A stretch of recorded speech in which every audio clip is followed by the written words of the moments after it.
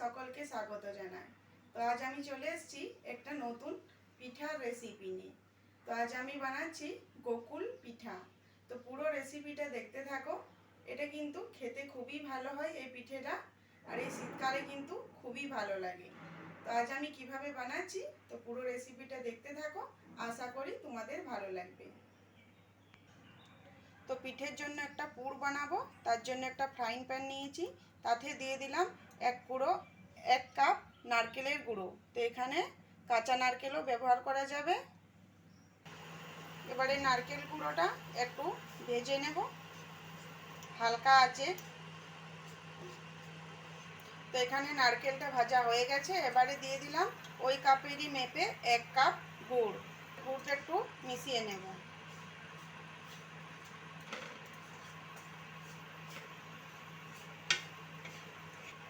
তো এখানে গুড়ের জায়গায় চিনিও ব্যবহার করতে পারো, তবে গুড় দিলে কিন্তু এর পাকটা খুব ভালো হবে। তো গুড় আর নারকেল গুঁড়ো ভালো করে মিশিয়ে নিয়েছি। এবারে দিয়ে দিলাম এখানে হাফ কাপ দুধ, গায়ের দুধ। এটা আমার গরম করে ঠান্ডা করে নিয়েছি। এবার এটা মিশিয়ে নেব।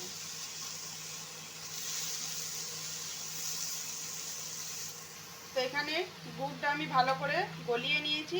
এবারে এখানে আমি দিয়ে দিচ্ছি প্রায় হাফ কাপের মতো গুঁড়ো দুধ। এবারে গুঁড়ো দুধটা একটু ভালো করে মিশিয়ে নেব।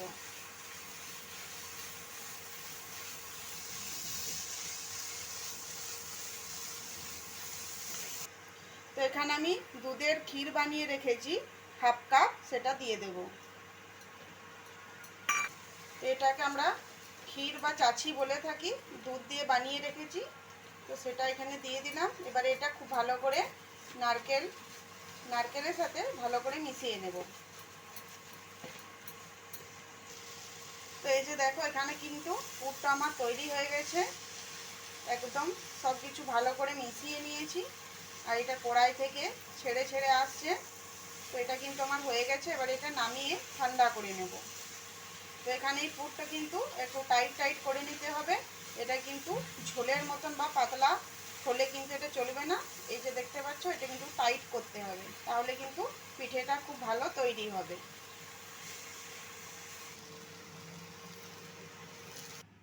তো এখানে আমি একটা ব্যাটার তৈরি করে নেব।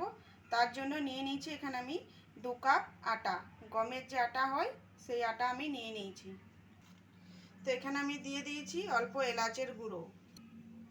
এলাচের গুঁড়োটা একটু আটার সাথে মিশিয়ে নেব।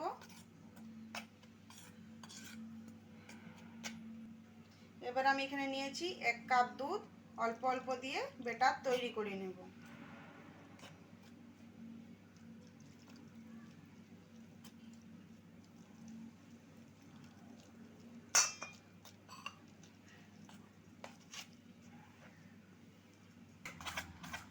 তো এই যে দেখো, এখানে ব্যাটারটা আমার তৈরি হয়ে গেছে। এটা কিন্তু আমি অনেকক্ষণ ধরে চামচ দিয়ে ফেটিয়ে নিয়েছি। তো এই ব্যাটারটা তৈরি করতে আমার 2.5 কাপের মতো দুধ লেগেছে। তো দেখতে পাচ্ছ এর ঘনত্বটা, এটা কিন্তু একটু গাঢ় গাঢ় হয়েছে, একদম পাতলা কিন্তু হবে না। তো এবারে এটা আমি 10 মিনিটের জন্য রেখে দেব। তো এখানে আমি একটা চিনির রস তৈরি করে নেব। তার জন্য নিয়ে নিলাম এখানে 2 কাপ চিনি। তো এবারে দিয়ে দেবো এখানে ওই কাপেরই মেপে 2 কাপ জল।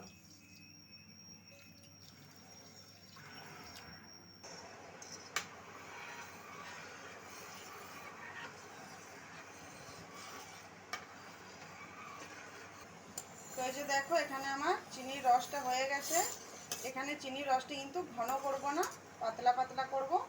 তো এই যে দেখো, এবার এটা আমি নামিয়ে নেব। তো এই যে দেখো, এটা কিন্তু ঠান্ডা হয়ে গেছে। এবার এটা হাত দিয়ে একটু মেখে নেব। সব কিছু ভালো করে আরো একটু হাত দিয়ে মিশিয়ে নিতে হবে।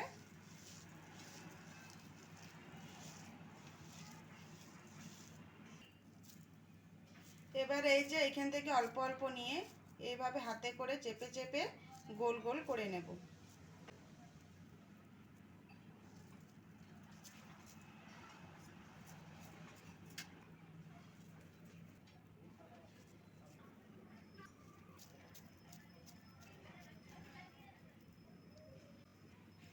তো এই যে দেখো এখানে কিন্তু আমি সব বলগুলো বানিয়ে নিয়েছি।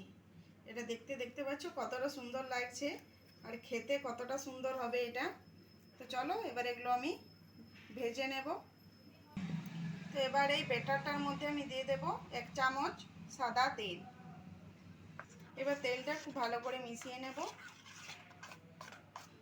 তো এই যে পিঠে বানানোর যে পদ্ধতি, তো এই রেসিপিটি কিন্তু প্রত্যেকটি স্টেপ ভালো করে যদি ফলো করো তো পিঠেগুলো কিন্তু খুব ভালোভাবে তৈরি হয়ে যাবে।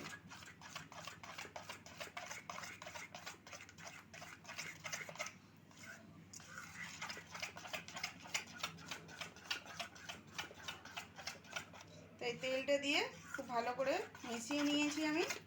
আর এই ব্যাটারটা দেখতে পাচ্ছ, এই যে এটা কিন্তু একটু ঘনই আছে, এটা কিন্তু বেশি পাতলা হবে না। তো চলো এবারে ব্যাটার আমার তৈরি, এবারে পিঠেগুলো ভেজে নেব। তো পিঠেগুলো ভাজার জন্য এখানে আমি একটা লোহার কড়াই নিয়েছি, তাতে দিয়ে দিয়েছি সাদা তেল। তো তেলটা গরম হয়ে গেছে, এবারে পিঠেগুলো ছেড়ে দেব। তো এই যে দেখো পিঠের যে আমি পুরটা বানিয়েছিলাম সেটা এইভাবে ব্যাটারে ডুবিয়ে আর এইভাবে গরম তেলে ছেড়ে দেব। তো এইভাবে প্রত্যেকটা পিঠে কিন্তু আমি ভেজে নেব।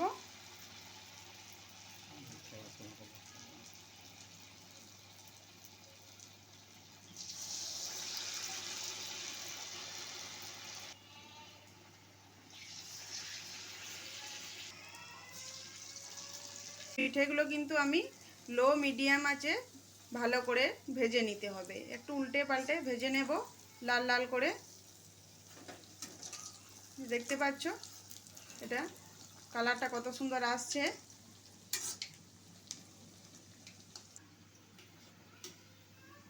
তো এই যে দেখো এগুলো কিন্তু লো মিডিয়াম আঁচে ভেজে নিচ্ছি, তার জন্য এটা কত সুন্দর ভাজা হচ্ছে আর কালারটা খুব সুন্দর এসেছে।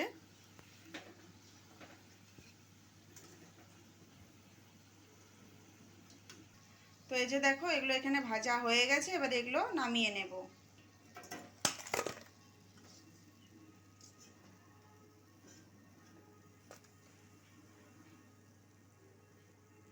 তো এভাবে আমি সবগুলো ভেজে নেব। তো এই যে দেখো আরও যেগুলো ছিল সেগুলো আমি ভেজে নিয়েছি। তো একদম লো আঁচে ভেজেছি, দেখতে পাচ্ছ কতটা ফুলে উঠেছে। এটা কিন্তু একদমই হাই আঁচে ভাজা চলবে না, তাহলে কিন্তু পিঠেগুলো ফুলবে না। তো চলো এগুলো এবারে নামিয়ে নেব।